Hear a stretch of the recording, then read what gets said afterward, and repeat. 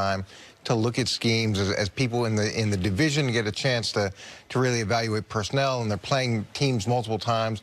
There are best practices, and what happens is it's a copycat league, and everybody starts incorporating those things. So you're constantly trying to stay ahead of the curve, but it's challenging. And to Sean's credit, he's Coach of the Year his rookie season. He goes to the NFC Championship and the Super Bowl in his second season. That's pretty good. Now, he's got a whole different set of challenges, as we know the teams that lose in the Super Bowl and struggling with that level of success and understanding how to operate in that world. That's going to be challenging. One thing I do like about their situations, they have a guy named Shane Waldron, who's going to be their quarterback coach and their passing game coordinator, and he's creative. He's going to get more responsibility. I know him from his days in New England. He was a PhD there, you know, a poor, hungry, driven guy, you know, at the start. So he's gone through that program, did some time in college football, has been with Sean at both Washington and now at the Rams. So I like the infusion of his ideas into that system and what that'll bring. So the challenges McVay and the Rams as a whole are going to face, to me, are twofold, and they're kind of obvious. One is, do you still have Todd Gurley? I mean, you do, but do you still have Todd Gurley? Because he was the key, to me, to everything they did. He was the key to their pre-snap motion. He was their key. So much of their offense was off the defense being worried about Todd and his threat as a runner and as a pass catcher and what that opened up over the middle of the field and down the field. And the second one is Jared Goff, after that epic Chiefs game, 54-51, national television, everyone saw it. The rest of the year, playoffs included, he threw 7 touchdowns, had 8 picks. 4 of those touchdowns came in one game, and he had a quarterback rating of 74. Something interesting didn't happen this summer and won't happen this summer, and that's Jared Goff getting a contract extension. Carson Wentz, same draft, the pick after him. He got his extension. The Rams have made it clear, no, we got time on this. We have the 4th year of his deal plus his 5th year option. We're going to wait. So the Rams are going to have to decide after this season, do we want to make him the next $30+ million a year quarterback? And so for McVay, it is, to me, figuring out once teams, as you talk about, got more film on this Rams offense, is that why Jared Goff slowed down, his production slowed down? How closely is his production tied to how dangerous Todd Gurley is? And that the subset to that question is, what do we do if Todd Gurley, according to his trainer, his arthritic knee prevents him from being the best all-around running back in football? How much does that hurt our offense? All of those things, to me, are very interesting questions for Sean McVay, who, you're right, first year you take over a team that seemed to have no offensive punch whatsoever. You get them to the playoffs. Second year, you get them to the Super Bowl.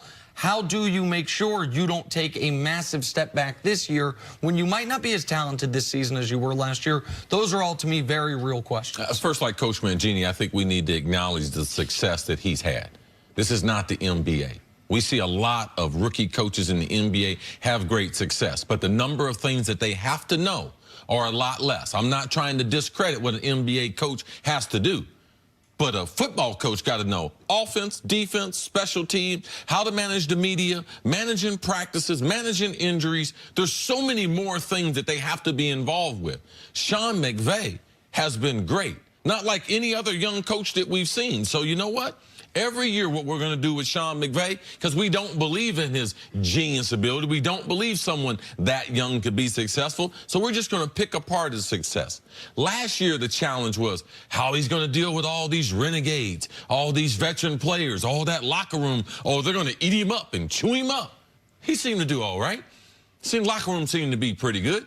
Didn't seem to have a problem. Came up a little bit short against the team that's dominated pro football the last 20 years. But I am going to challenge him to this, because every coach has got to deal with injuries. But you need more than one pitch. So they are a 3-receiver offense. When Cooper Kupp got hurt, that offense began to look different. When Todd Gurley got hurt, now Todd Gurley is a special running back. So how does Sean McVay create the looks into the line of scrimmage with that run action that Todd Gurley with any other running back? That's something that he's got to do, and only 5 teams in the NFL through to their threw to the tight ends less than Sean McVay did with the Rams. So I'm going to give him a chance to evolve. But that action with Todd Gurley out of the 3-receiver set, him hitting into that line of scrimmage and that play action, that pull, how do I create that if I don't have a Todd Gurley? That's what he's got to be able to figure out. And the tight end for a quarterback is the most friendly guy to be able to throw to. He has the versatility on the line, in the backfield. They have to make their tight ends more of a priority this season. Yeah, and he got out-coached in the Super Bowl, but he got out-coached by a guy who's coaching the NFL 10 more years longer than Sean McVay's been alive. So in fairness to him, and there's been a lot of people that have been out-coached by Bill Belichick, and his evolution is going to have to continue. And his age, I think, helps him there because you are open to a lot of different ideas. You are open to a lot of different voices.